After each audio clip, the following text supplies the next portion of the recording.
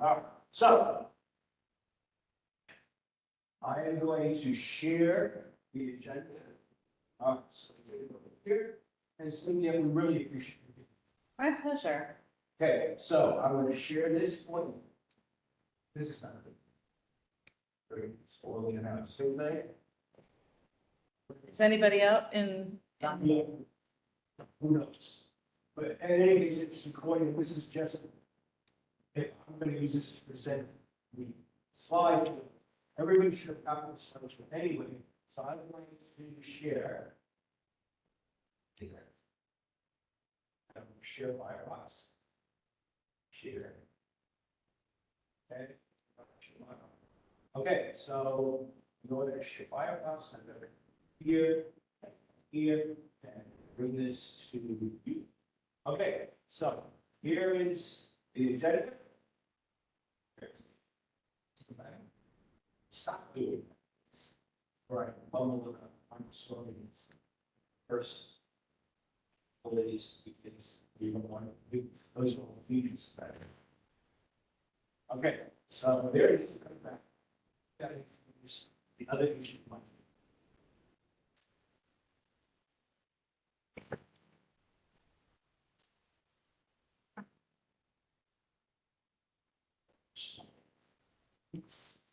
The cable connection will do that too. Oh,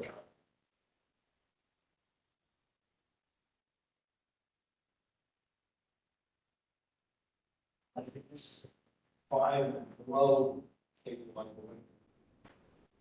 Still 5 low. It's now 7.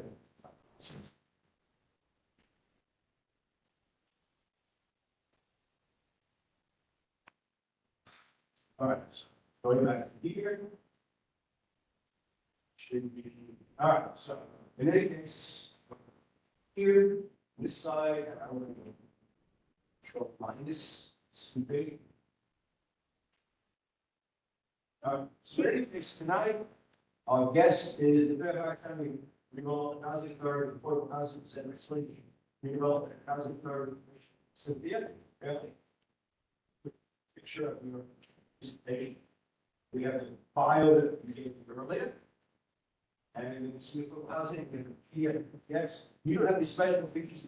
Yes, we have to worry about, right? No moving things. This is still a couple of slides. So we're just doing a little PDF. And some people say, oh, no, you gotta use my PDFs because I've got special videos. I wish I had that kind of technological capability. I always ask people if they have something that's hidden, something they do.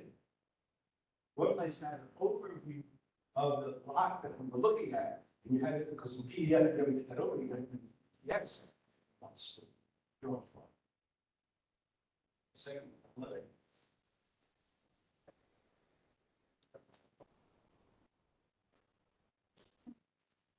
About halfway there. then that's one over here, you're supposed to sign in, and there's another one. Okay. Oh. So the next thing we do, we go here and say, we want to go to presentation. Yeah. Say what, Mr. Parnas, do you just want to drive for me when I tell you the place? Yes. And I'll know this if this places. You can don't recording for prosperity. Wonderful. Or if you like Ollie, whatever other word you choose.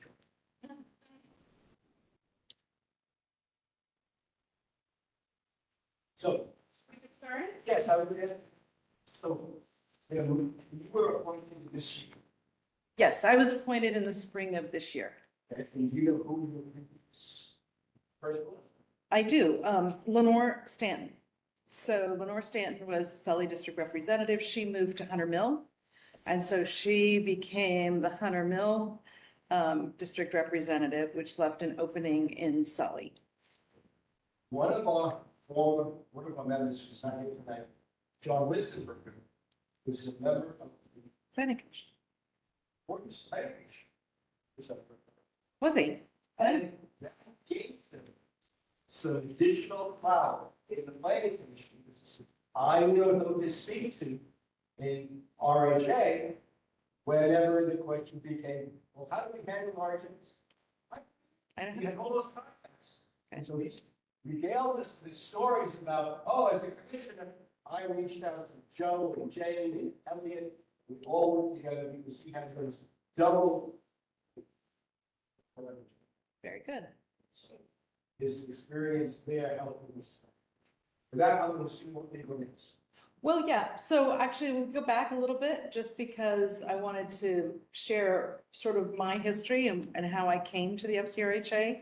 So you mentioned Mr. Litzenberger had been on the planning commission. I was actually a Fairfax County employee. I worked for 25 years in the Fairfax County Attorney's Office. And one of my main areas of my main portfolio, the last 10 years of my career was affordable housing. And indeed, the FCRHA was my main client. And before that, I did land use work and also contracting. So I kind of took the land use and the contracting and spliced them together and did real estate development. So not just affordable housing, but also anytime the county itself is sort of acting as a developer, a builder. So fire stations, libraries, and the contracting issues that are associated with that kind of development. But affordable housing is really near and dear to my heart. When I first got out of college, I worked in an affordable housing development for a tenant association. So I kind of feel like I've come full circle in my career. I retired in January of this year. And then, of course, I'm very honored to have been appointed to serve on the commission. And so I get to take off my legal hat and wear really sort of, this commissioner hat now, which I'm very excited about. So you all had asked a little bit about sort of affordable housing. So we can go on to the next slide.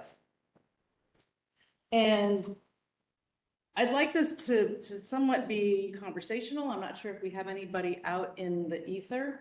But really the point of, or my agenda tonight is to just kind of describe, what is affordable housing? Talk about affordable housing in the Sully district, talk about, low to moderate income housing, where it gets built, why it gets built, and, what are some projects that are being, that exist in Sully and that are being proposed in Sully. Again, happy to also take any of your questions. So with that, next slide, please. So affordable housing is actually, we have the next slide.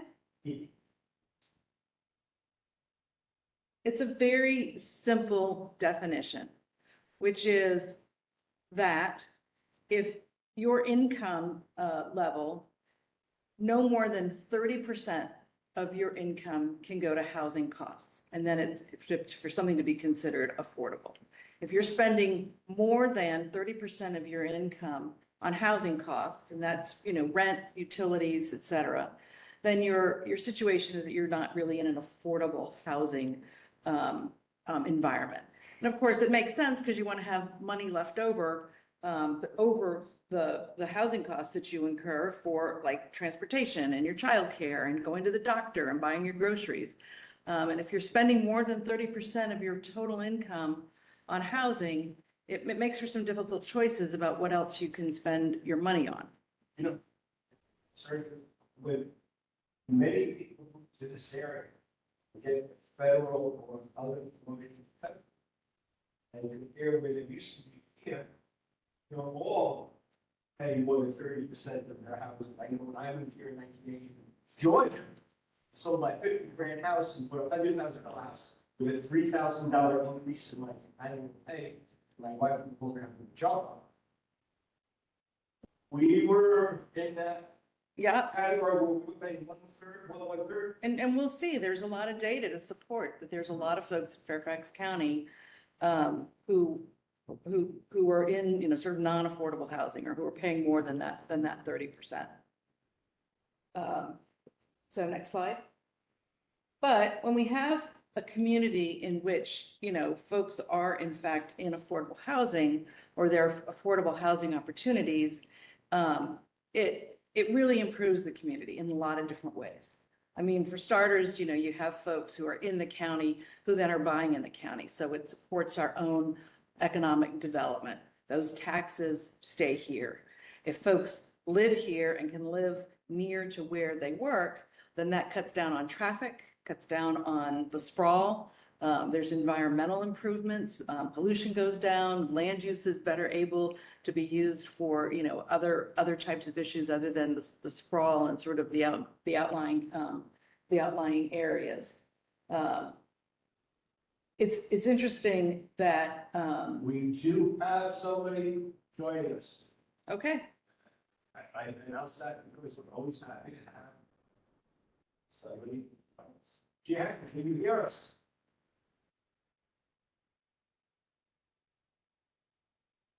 she's muted, so we're not gonna know.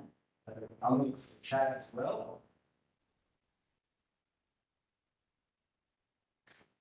Um, Yes, I can hear you. Thank you for asking. Okay, very good. And we. Two things. John, welcome. My name's Cynthia Bailey. I just introduced myself. We're talking about affordable housing tonight, and I'm the commissioner, Sully commissioner on the FCRHA. So welcome to this discussion.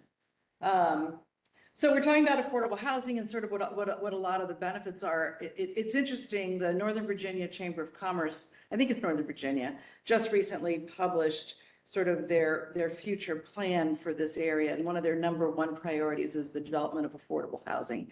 It really is an important economic driver for our community. So let's drill down a little further. Next slide, please. And really kind of drill down in terms of like what that means, and kind of particularly for Sully. And go back to the prior slide. So, Higher. nope, No, other go other back. way. You're going, you need to go back, Go down or up? Cool. up, and there, stop. There we are. So, in Sully, an average market rent for a two-bedroom apartment is about $2,383 a month. So say $2,400 a month. So the annual income needed to rent that bedroom size or that apartment size and stay within sort of the affordability range is just a little bit over $95,000 a year. And to your point earlier, 1 in 3 households spend more than 30% of their income on housing. And that stat is both rental and home ownership. So you can see that you're right, there's a lot of folks in our neighborhood who are spending more than 30% of their income on affordable housing. And some of them we consider pretty well off by other people's standards. It's all relative. Yep. Yeah, it's all absolutely. relative. Yep. I'm from the Shenandoah Valley, it's difficult down there. Yep. So as you can see, average market rents exceed affordable rents by 43% in the Sully district. So we go to the next slide, you get a sense of who are some of the workers in Sully.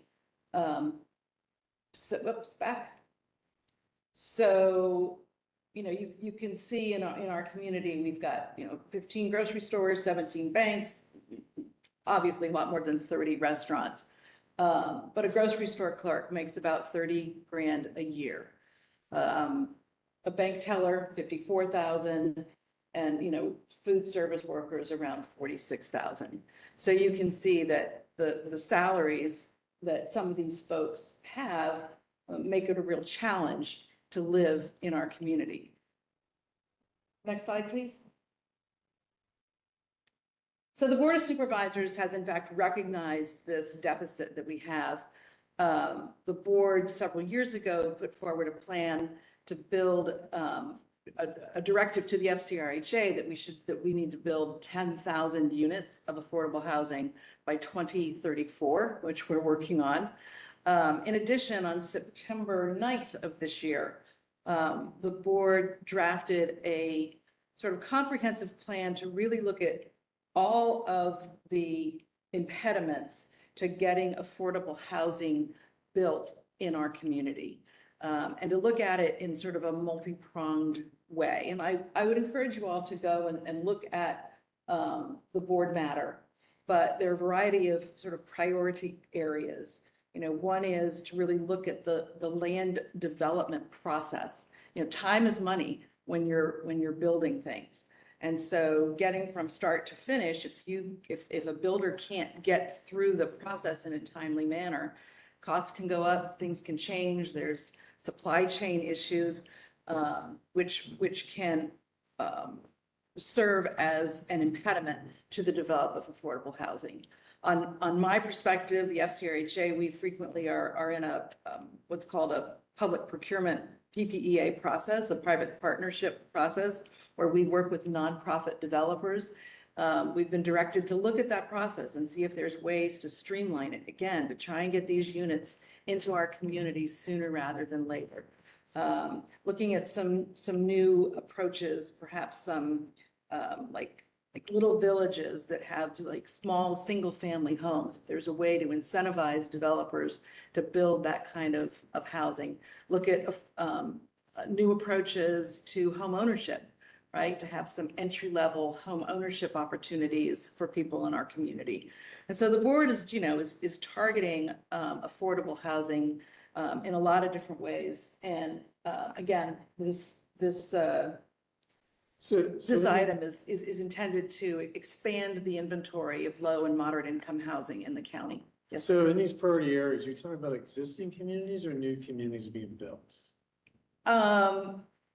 Like new Well, our housing. existing communities, we're trying to keep them affordable, right? And Yeah, then, yeah, so someone's about to sell their home. I live here in Sully Station. Someone's about to sell their home, townhouse. I live in a townhouse. The county's gonna approach the homeowner and say, it's really development we're looking at. It's new development. new development, which is really not a big part of our inventory now because we built out most of the counties. Well, and that's, let's. I mean, you stepped maybe you'll ahead of go me. into it later, but. Yeah, I am, actually. Okay. I think it's my next slide. So you're one step ahead of me. Yeah. So, whoops, back up. All right, so this really. That's back up next. again. Right There there, we right go. there. Leap. Right there. So, and I'm sorry, your name again, sir? Jim. Jim. So this really gets right at your question, right? I mean, county's largely built out. There's not a whole lot of available development, like, new development. Yeah, we're not gonna That's what- build a South Riding or something. No, exactly. Right. And so you can see, so we've gone through, the county's gone through and has looked with our comprehensive plan at the areas in the county that are what we call opportunity centers. I think it's opportunity centers. But these are these areas that are slated for redevelopment. And we know that those areas are likely going to be redeveloped. That star is where we sit right now. Is East Falls Church, east of Falls Church, should that be West Falls Church? Because we're west of Falls Church City, and East Falls Church subway stop. Subway stop on the east side of the town of Falls Church, and it's actually all in the West Falls Church station is in Fairfax. There are no train stations in Falls Church in the gates. My point is, East Falls Church is closer to Arlington than it is to Fairfax, so I question the name of East Falls Church. Just for your understanding, they're geographically strained, but I guess it is. Well, and I would, and again, I didn't introduce myself. I'm Louis Grimm. I live in Franklin Farm. So I represent that organization on the district. I would note too, that one thing that might be useful for you to show in your presentation, I think this is very useful, but say, well, here's kind of the current zoning across the county. The reason I bring that up is you can say that much of the county is already developed. That is a true statement for portions of the county. There are other areas of the county, I think particularly the Occoquan watershed area, that was intentionally downzoned significantly several decades ago. I would also note that on the south side of the Occoquan, that was not the philosophy followed in Prince William County. So if you do an aerial view of the two, you see significant development on the south side, very, very little on the north side, other than very large home lots, farms, whatever. Until you get up to about US Highway 29 or Braddock Road, where the border is on that.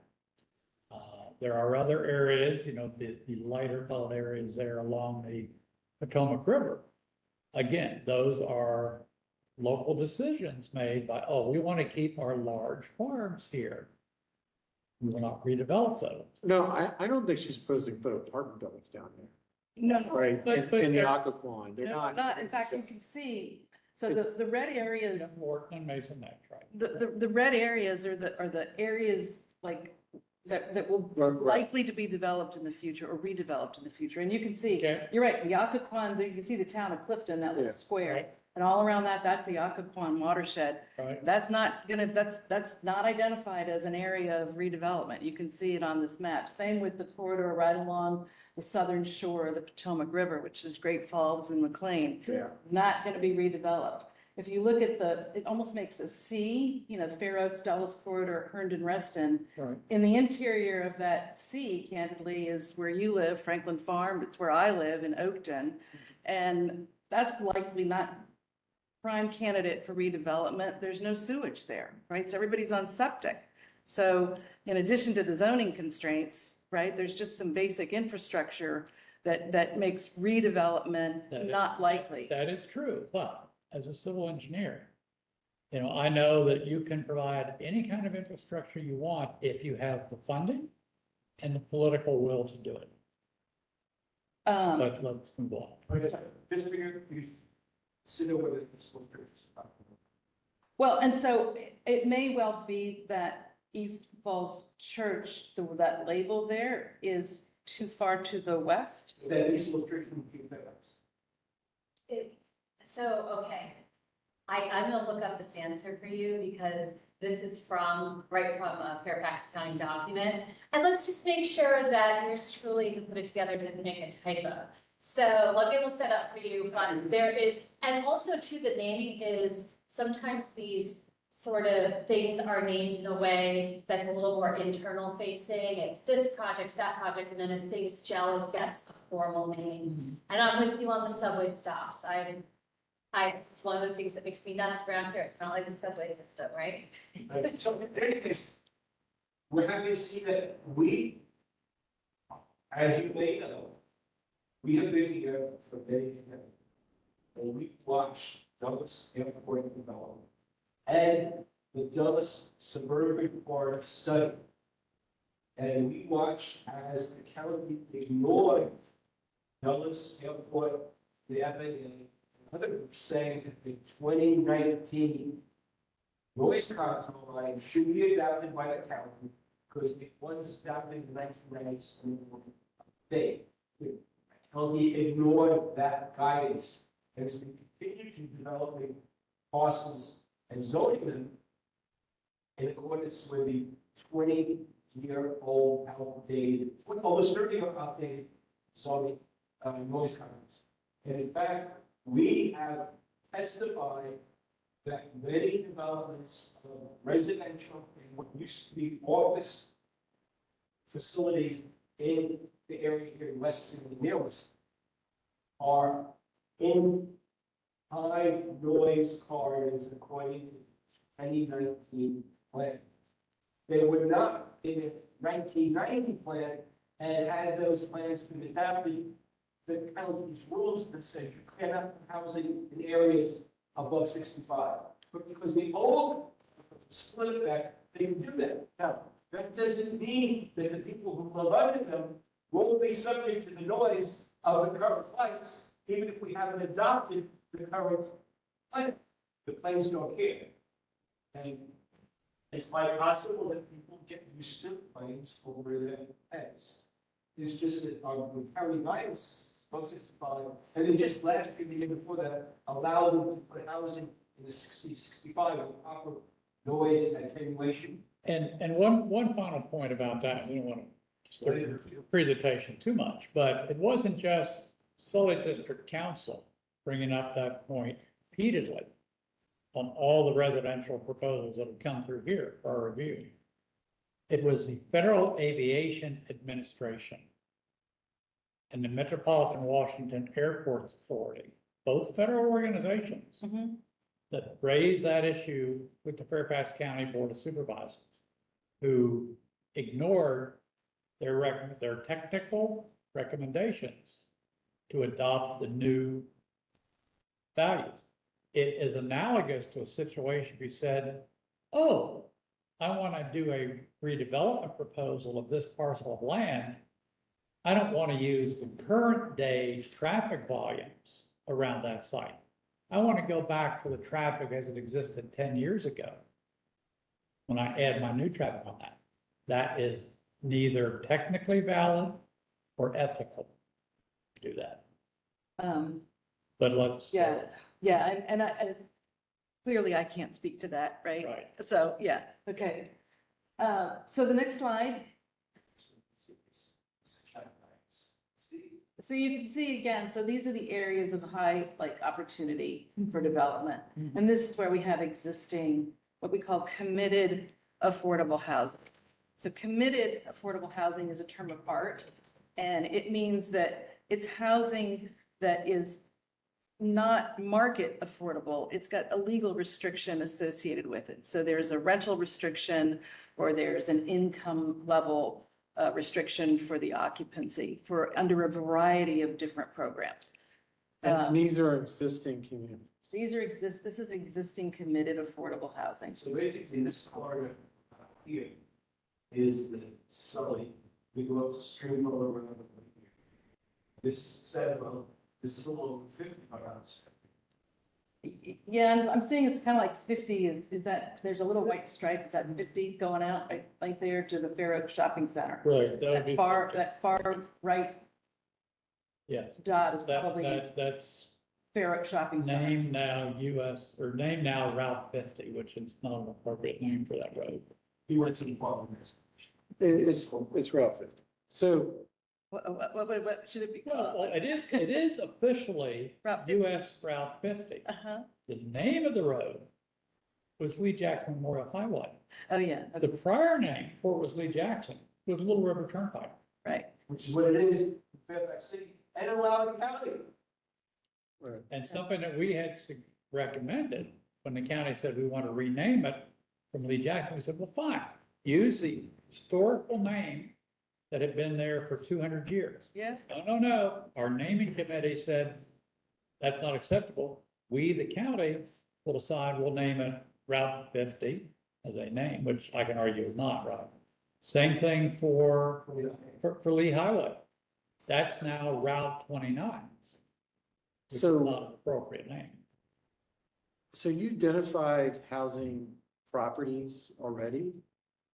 That These are committed. these are committed housing. So if I go to the Fairfax County Tax Administration website and I look up properties, do I see people's normal homeowner needs against it, or is it? I mean, some of the committed affordable housing is owned by nonprofits, some of it's owned So it'd by be the, some corporation yeah, would own the property? yeah, it's right, so, Okay. all right, so next slide. More of this Sully stuff. You I It'd don't- be interesting to see with those brown, gray, bullets to see exactly. Yeah, that would be, I think, a very useful tool for you as you do this around the county, to say, well, here's the whole county snapshot. But now for your supervisor district, click, here's the next slide. We do have that. There is a data dashboard on the housing website, which is fairfaxcounty.gov. Okay. housing. Okay, Say this to us, we appreciate that. Absolutely, I'll send you the link. thank You you. have to leave. Oh, no, it's a data dash, it might, if I send you a list, it's gonna be a fat Excel that is, So what we're saying is, Send the link. essentially, but if you actually had this map blown up and you send us the portion of Sully, we much appreciate. I think it's just an Excel spreadsheet, is that correct? Yeah, but it comes from something. So if sorry, you blow it up, send you, I'll send you a couple of options, okay? so we plan it for minutes of agenda, so we'll have it for the meeting. So we're interested. What are these round circles indicating? We have heard proposals coming from the joint land Sullivan land use committee about housing And we'd like to see how this reflects this time. Cool. Okay, so next slide. Okay. So here's just kind of a sampling of some of the projects that the FCRHA has been involved in terms of developing new affordable housing. There's a couple of projects in Tyson's in which we've worked on partnerships in which we take, literally parking lots. I think that Indigo property is I think that might be a former car dealership. There's another one in which it's a repurposed office building. Fairfax Crest is actually in the front parking lot of the government center. Where we actually just take publicly owned land and use it for affordable housing. And one of the reasons that we do that is that the biggest cost, the biggest driver of development, of affordable housing development, is the price of the land. I mean, Fairfax County is one of the most expensive jurisdictions in the country. It's not getting cheaper. Right, exactly. And so, the Board of Supervisors, I want to say 2 decades ago, Jerry Conley was still the chair at the time, did an inventory of all of the available publicly owned land to see if some of it could in fact be repurposed for affordable housing. And we're starting to see the fruition of that. And the Fairfax Crest is one example. In Reston Herndon, there's the Crescent. The Crescent property is one that's going to be redeveloped. But it already has affordable housing on it. It's right next door to Lake Anne. Do we have, it's not up there. So, ma'am, all these units are affordable housing? Correct. Mm-hmm. So they're And- not like, I guess, when I think affordable housing, it's 10%. So you can't tell. Like you get affordable housing that's built in neighborhoods.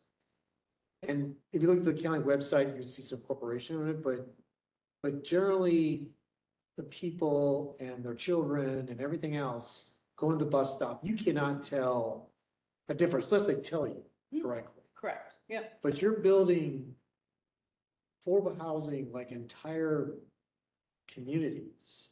Mm-hmm. And they're all affordable housing.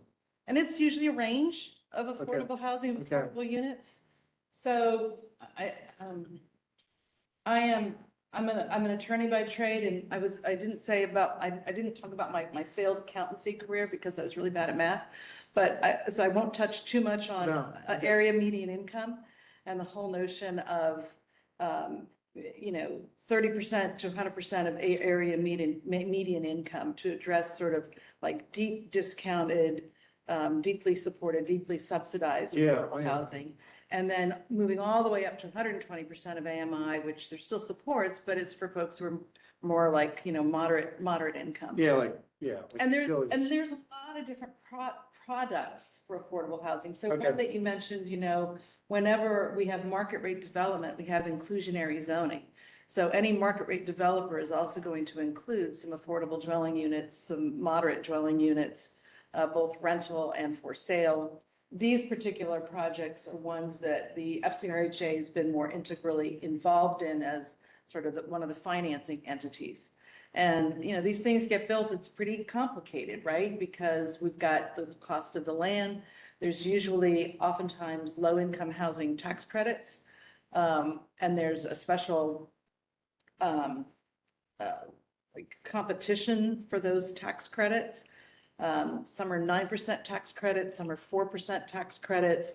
It's a whole program that the Virginia Department of Housing and Community Development operates. The FCRHA, we have authority to issue bonds, and so you'll see. So sometimes there's some bond issuances that are part of these developments. And so it's all this kind of like, we call it the financial stack that goes in to try and create these developments. But also I was curious, the school boundary. Like, as you know, Fairfax County is going through a huge school boundary change. I'm curious how these developments are pulling into certain school boundaries and how the parents are reacting to that. I have no idea. Okay. I really- They may not know, like they don't. like, you don't put a big sign up, like, they don't know. Like, as you know, most parents don't pay attention to anything around here, you know, until it happens to their neighborhood, but. Yeah. But I didn't realize there's entire buildings. I thought it would be, Another one is right across the street. It's in the Fairfax Crest, let me say, is the front yard of the government center. The backyard of the government center, there's a development called the Residences. It's right over there, right across the street from Uncle Julio's, if you know that development where the movie theater is and the coastal flats. oh, yeah. The Residences is a housing authority project. Again, you know, it's a range of units. And I don't quote me on what's there, but it's exclusively affordable housing. I drove by this. Didn't have a Setback. setback on the street. My own travel, my own travel fast, I thought it couldn't be for setback. Yeah. Now, the other thing is, if what you said, the property on the Fairfax Road was a parking lot, patio, so it probably was nothing for the land, it was parking lot, A public parking. a public parking. We don't have it already. Correct. So are the rentals at Fairfax considerably lower than the other places? Because they didn't have that infrastructure cost. Yeah, I mean, they are specifically designed to be affordable units, right? What I'm saying is that all the others that were from units had opportunity costs that the property could have been used for something else. Wasn't necessarily home rent account. This home rent account was parking lot. It therefore should be cheaper than others that were developed by it. Maybe, you'd have to get into the DP. Yeah, you really have to, you gotta do kind of more of a deep dive and get into the details on that. So for example, you know, if for example, one of these particular other developments won the 9% tax credit competition, you know, that's a huge influx of equity that goes into the development.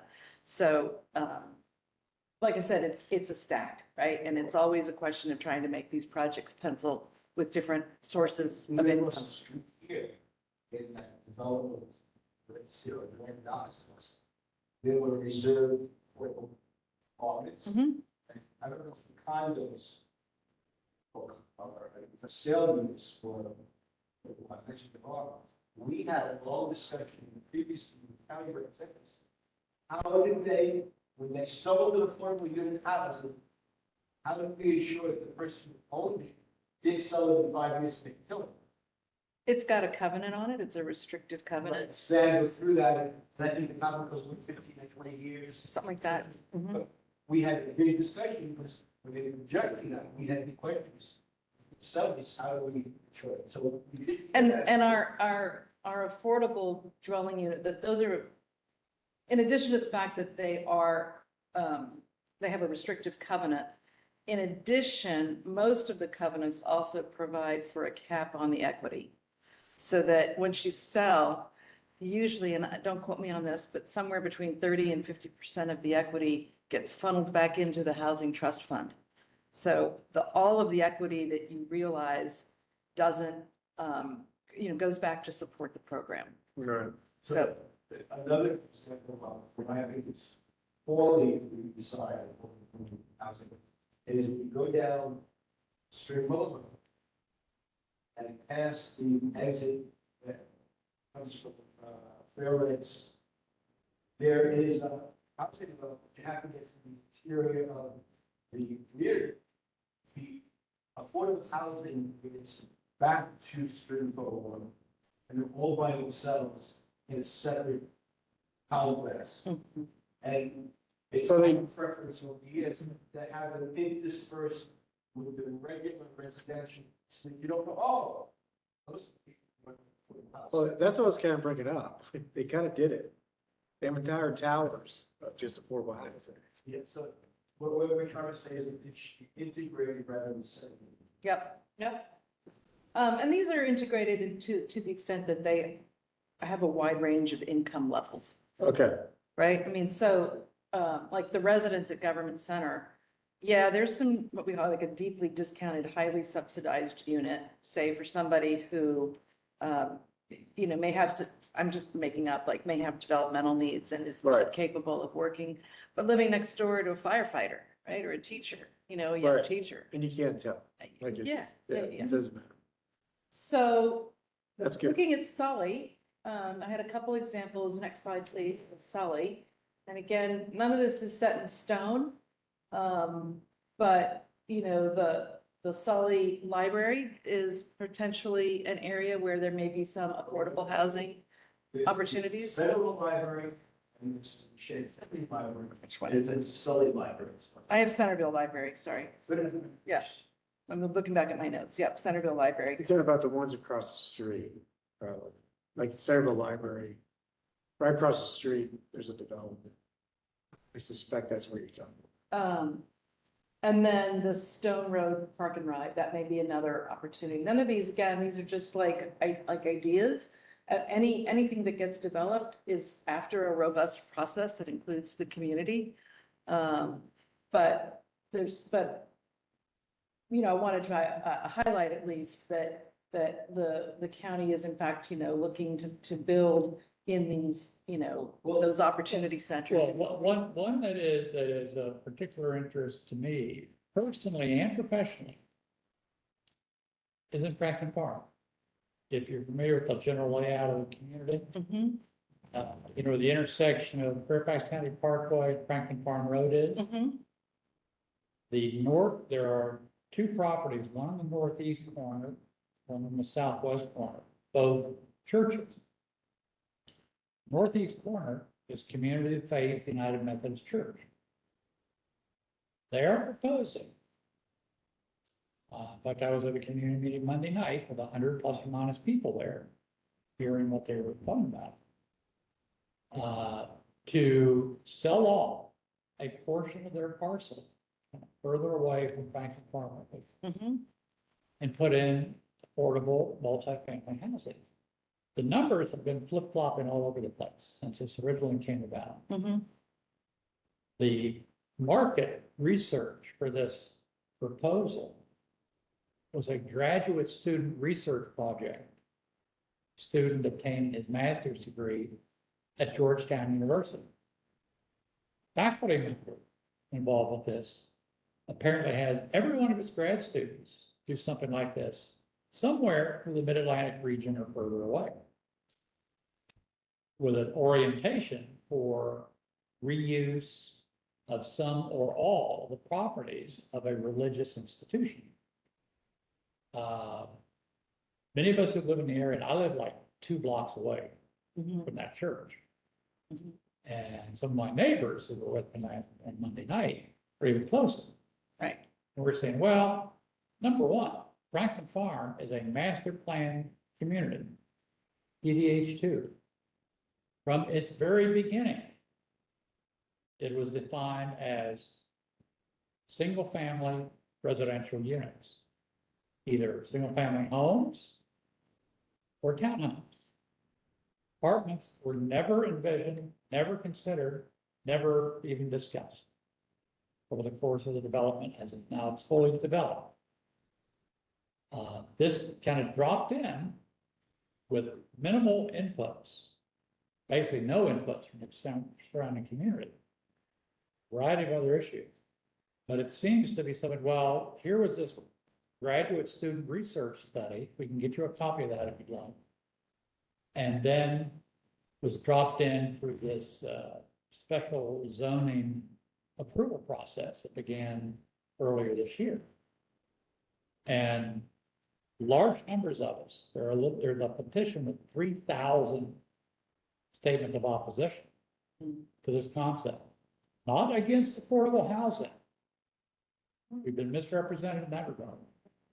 We're saying, yes, there is a need for affordable housing in Fairfax County at the appropriate location Right.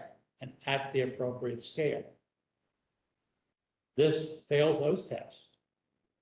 It also fails the test of adherence to community covenants.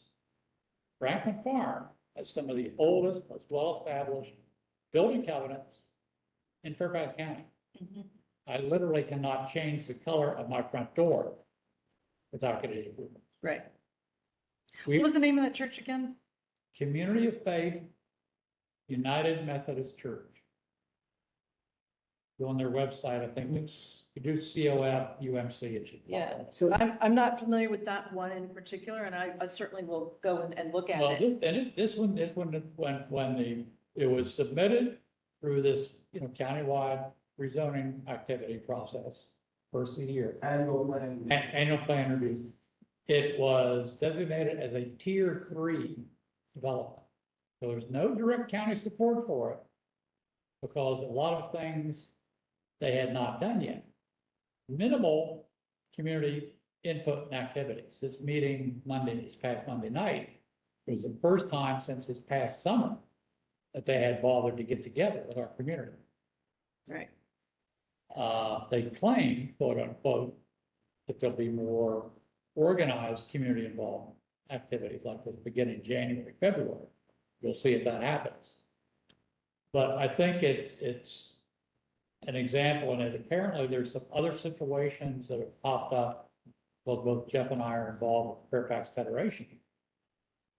And speaking with the chair of the land use committee for the Federation at the board meeting last week, he was saying that he'd heard this is beginning to happen other locations around the county as well, of religious institutions being approached by one or other developers to say, hey, do you have extra space we could use? Or might you want to sell your entire parcel for affordable housing? Yeah. And I will be straight with you. That is an opportunity for the development of affordable housing. And so I agree with you. It has to be in the right place, the right location. But there are a lot of faith-based communities that recognize as part of their mission, you're right. to use their land in this way. And it's another source that we have to, make these projects pencil. So, And I totally agree with that. In fact, this original community outreach session this past summer, was April, May. There was a representative there from the Northern Virginia Affordable Housing Alliance or similar named organization who presented a couple of examples in Northern Virginia. One of them was a church, I believe it was close to the Fairfax Arlington County line. It was an older facility. They felt they were constrained, but it was in a developed area or along commercial. I think in street. Mason, I know there's one that happened. Yeah. Yeah, and so they said, well, they were approached and said, okay, well, we'll sell our entire parcel, take the fund and move somewhere else and build a new congregation facility. And then you drop affordable housing in there. Made sense. Another one, I think, was down closer to Alexandria, a church that they said, well, we had like a 1950s era, huge parking lot. Never filled even the busiest service. Easter Sunday, yeah. So they decided, okay, well, we could sell half of them. And they did. And they put an affordable housing there in a developed area with arterial streets adjacent to it. Makes sense. The community of faith, Methodist Church folks now have brought in, retained. They're now associated with Penrose Development. Okay. And if you look at Penrose's website, they've done some similar things in appropriate locations. But they had a representative Monday night, and they were a little surprised that there was all these questions coming up, because they thought a lot more pre-work had been done. Right, It had not. right. Yep. So, So the zoning, as you well know, that's not Right. me. That's, yeah. but I think it's something where there's an interest, I think, across the county. And yes, we need to have more affordable housing for some of the hard number you presented right there in the appropriate location. Right. And trying to force it into a very, very challenging parcel of land within an established community does not seem to be an appropriate action to be taken. Right. And that's what the zoning process is for. So it doesn't sound like it's a done deal yet, so. It is not, but we've heard some rumors that certain people at higher levels in the county government are very much in favor of this proposal. Right. It violates covenants that are Yes. based covenants with church. people make the right to residential on the street. Comments on was here. Another problem, you might have seen what's the local news, but if we straight up tries to build a rebuild. This is Yeah, fairly recent. I think I saw it. in our I think my daughter pointed it out have to me. created a loophole where full accessory dwelling units can be built on residential houses. And we said, we're not against ADUs, but we were against them going in by right without community nearby being able to comment on that development. And this house in Greenbrier, I don't know if it's ADU or just a guy decided he likes some story issues, two-story house, putting it in the paper, but it's by right, he has no, Greenbrier has no comments, that's HOA, it's civic association. So it's being built, and its neighbors have no say over that, overlooking this trust. And we spoke against the affordable accessory dwelling units, not because we were against ADUs, we were against it for not having the community's input, we were against it by right nature.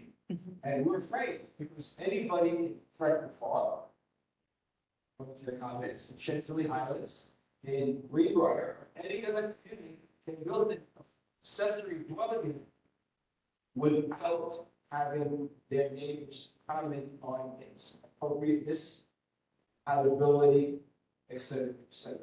And so again, Sully District Council was against the accessory dwelling unit, which is another means to have affordable housing. It's a good idea. We just wanted to keep it. Right. We're against the fact that and as I said, it was made its way to the local news this week. I happened to be doing something and I saw that. My wife said, "Watch this idiot." Greenbrier is an example of where the lack of due process causes havoc. Okay, and that was done because, oh, this is great, more affordable housing.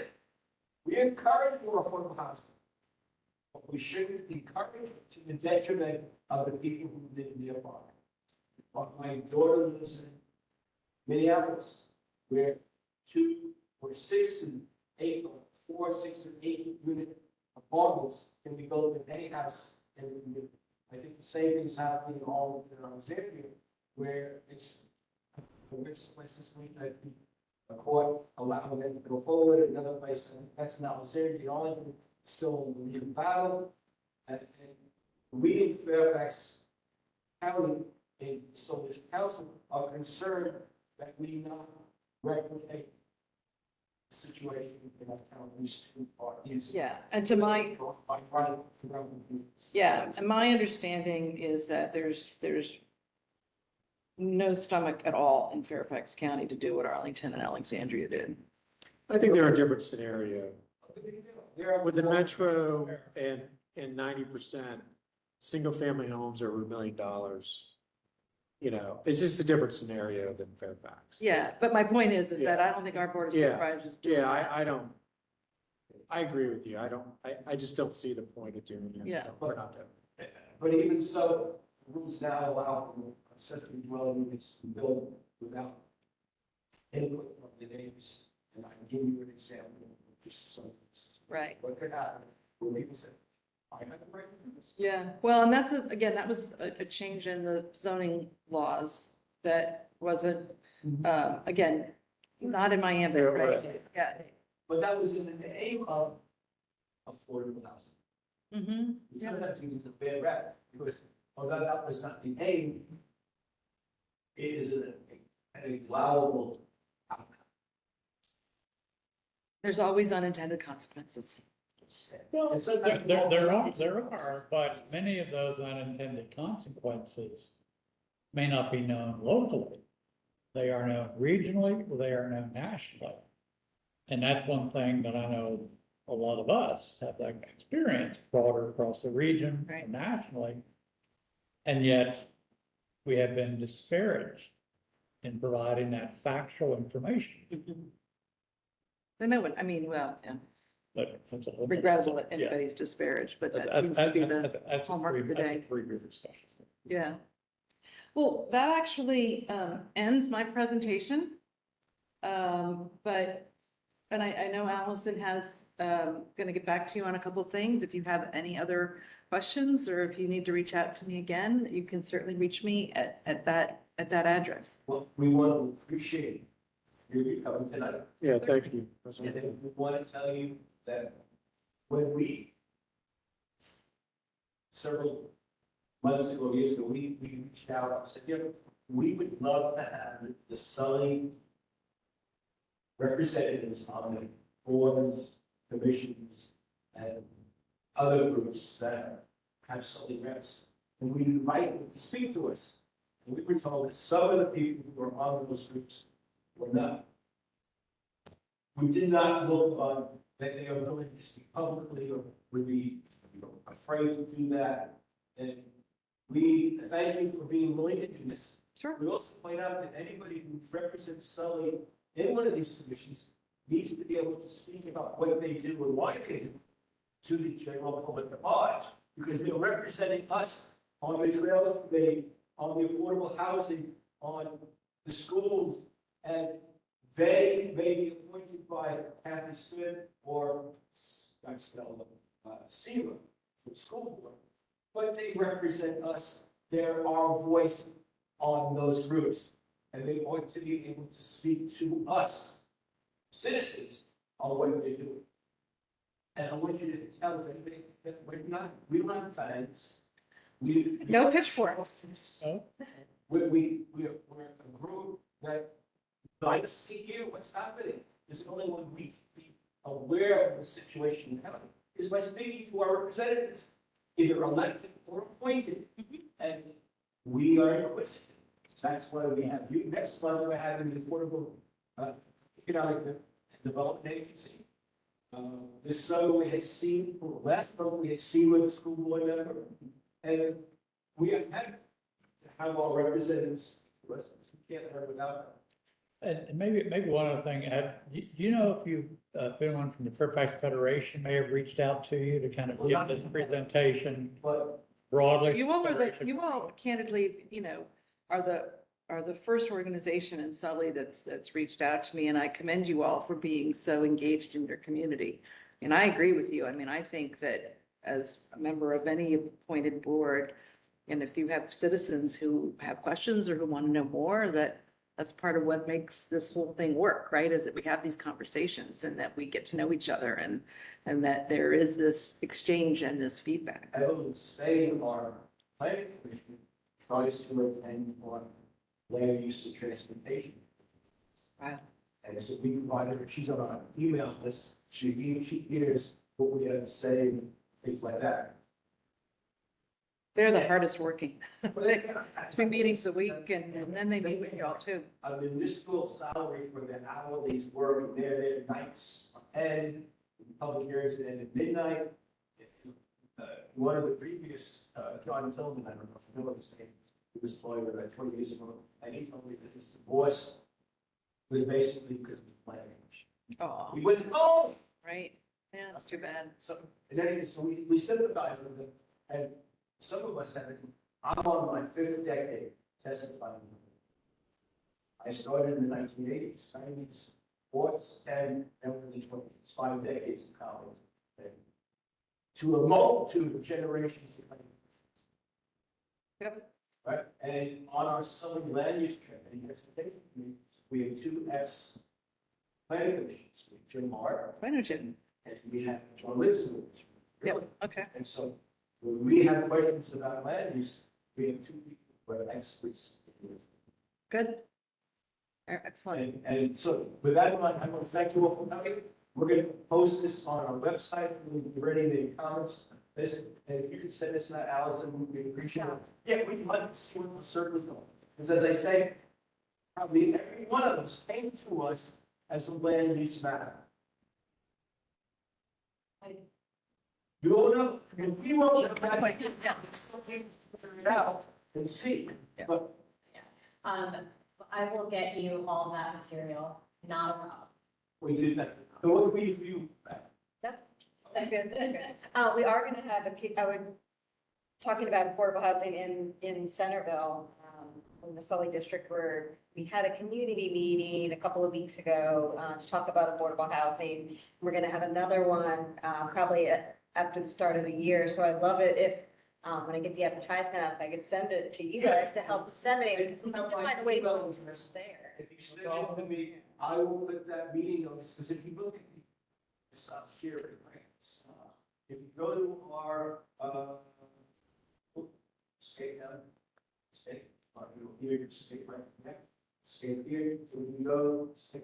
If you go to our agenda, we try to list activities, upcoming meetings, higher youth leadership, bringing business partnership, long disability. So if you have something, we would glad, disability boys, we would gladly add it to this roster of upcoming events.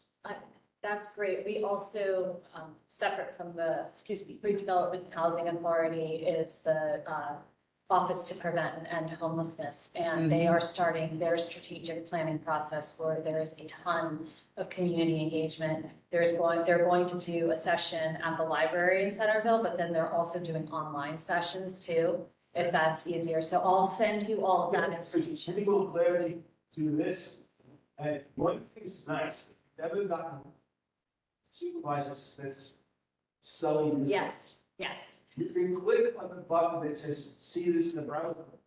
Okay, and I copy the HTML code and shove it in here. With all the links, as opposed to the other district supervisor, which had it, then I gotta type in the great HTML. But this is, I love this. That's great. With that, I thank you again. Excellent. You have signed in, do I have? Yes, you have our names. Yeah. I have my homework for all of you. I'm also a Sully district resident, so it's nice to be close to home for an evening Let me meeting. ask Jeanette, do you have anything you'd like to say before we lose everyone? Hi, thanks for asking, Jeff. Well, I've always had questions about the developers' affordable housing, the incentive program, and why they're given bonus density units, which never accrue to the county for simply following the rules, and also why the affordable units revert to the developer after 30 years. And it just seems to me that we're creating a rolling problem here in a lot of the consideration of affordable housing. I personally think, as somebody who used to be a planner and then who also used to be in the development community, that that incentive program really needs an overhaul. And I know the time is late and everybody's been very kind in coming and speaking to us, so I won't belabor the point, but I really hope that that program can be looked at. I just think that there's a lot of giveaway to the developers, and streamlining is when I hear you use the word streamlining, I don't know, I feel like we're all suffering from too much streamlining, so maybe we need a different word. I don't know, but I hope there's not too much streamlining, because that really means cutting out citizens. I think, been my experience anyway. Thank you so much for speaking with us this evening. My pleasure. Sometimes we can't get that speaker to work, sometimes they can't hear us, so tonight, it's work to work. Yeah, I thank you for that, and remind our folks that we have next month, we have James Quigley and Alex Davis from the Fairfax County Redevelopment Authority on Wednesday, the 17th. We have on Monday, the 15th, our Land Use and Transportation Committee, but at this time, there are no items to consider. That may not hold true. Okay? Now, on the other hand, last Wednesday, Monday, we had our land use meeting and we had Commonwealth Center. According to what Joe Linsberg, we voted not to reject the Dominion Energy application was again, not to object, but contingent on the county for staff approval. Mount Olive Baptist Church, we voted to support this application, so we didn't, it wasn't not to object, we were happy. See, we have degrees of support. And, for reloading, we asked Tom to return the answers to many presentation questions. The Commonwealth said to levy, I have the impression that we voted not to reject. That was my effort, didn't on the agenda because I had too many things from Westfield and I got mixed up too many. But that's what we have here. We have in December, we have Economic Development Authority, and I'm going to try in January, we're going to also state, I have to remember changing this, it's been wrong about a few months. We're going to have to state something by some supervisor, advisor. Instead of police and public safety, we're going to go with fire and emergency equipment for we do it for the years. We then have the joint town hall of the budgets. We have the general assembly report by delegates. So that once April and June, the 2 months that we have flexibility. Okay, I think they, Either go. yeah, you know what? This is internal sausage making. But yeah, you guys are great. Yeah. Thank you for having us. Try to do things. Yep. Thank you so much. So are you in the RHA or are you with the county systems? I know they're two groups, but they have a lot of overlap. Okay, so basically the Housing Authority has the Board of Commissioners, which we have right here, a representative from, but it is staffed by employees of the Department of Housing and Community Development. So that's the relationship. And then under the Department of Housing and Community Development are other things like the Office to Prevent and End Homelessness. Yeah, it's a web. Well, thank you so much. Thank you very much. To meet you all. Yeah, nice to Take meet care. Alrighty. Bye-bye. Okay, thank you. So I'm looking for feedback on what we should plan to have in, June and April. And as you can see, we have FCDOT and VDOT, and we have the data center discussion. We'll talk about what's going to happen in the latter of the year later on, but Well, one thought about April, I think that's a good start. For Ferris County DOT and VDOT, maybe someone representing Loudoun County's Department of Transportation, because we are one of the 2 supervisory districts that immediately borders Loudoun County.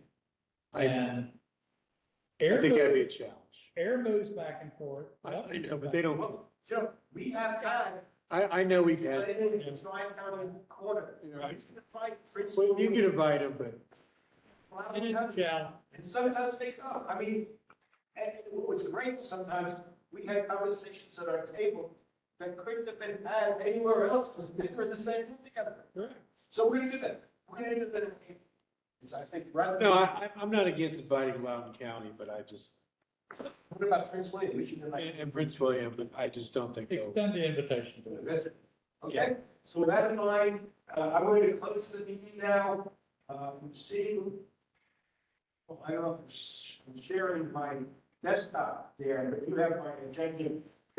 See what we're talking about. And thank you all for participating tonight. Sure, thank you. Let me turn it off. Yeah. So, we decide this.